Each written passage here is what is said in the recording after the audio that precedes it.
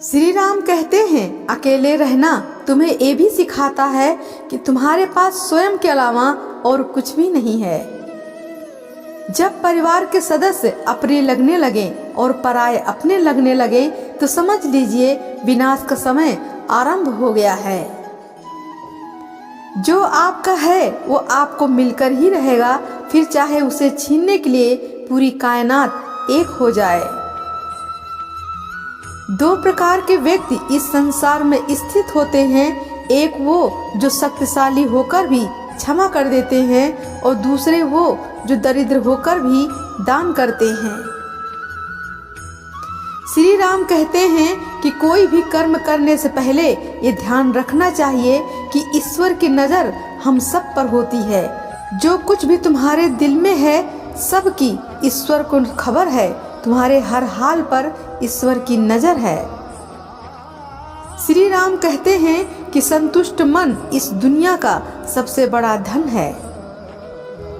हर इंसान के जीवन में एक समय ऐसा जरूर आता है जब उसे सच्चे दिल से ये महसूस होता है कि इस दुनिया में ईश्वर के अलावा उसका कोई नहीं है।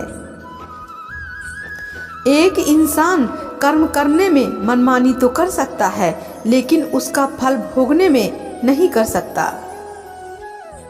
कल की चिंता मत करो, जिस भगवान ने आज तक संभाला है वो आगे भी संभाल लेगा।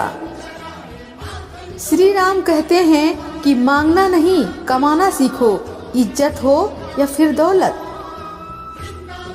सोच का ही तो फर्क होता है, वरना समस्याएं आपको कमजोर करने के लिए नहीं बल्कि मजबूत बनाने के लिए आती हैं।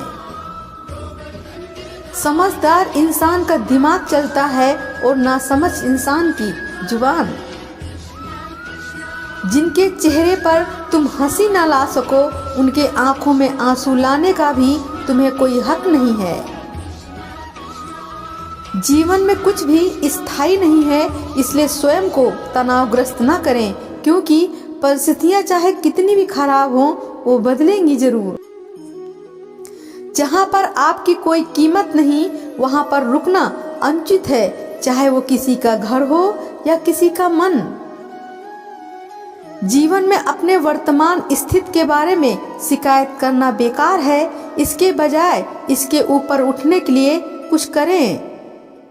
बनावटी जिंदगी जीने में कभी नीचे न गिरना वैभव की बात नहीं है, बल्कि जिंदगी में गिरकर भी उठ खड़ा होना ये वैभव की बात है।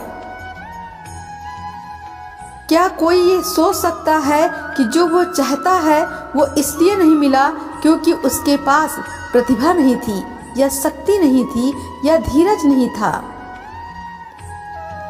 श्री राम कहते हैं, यदि आपका मन अंदर से मजबूत हो तो ये तय है कि ना ही आप कभी झुकेंगे और ना ही कभी टूटेंगे, बस आगे और आगे बढ़ते रहेंगे।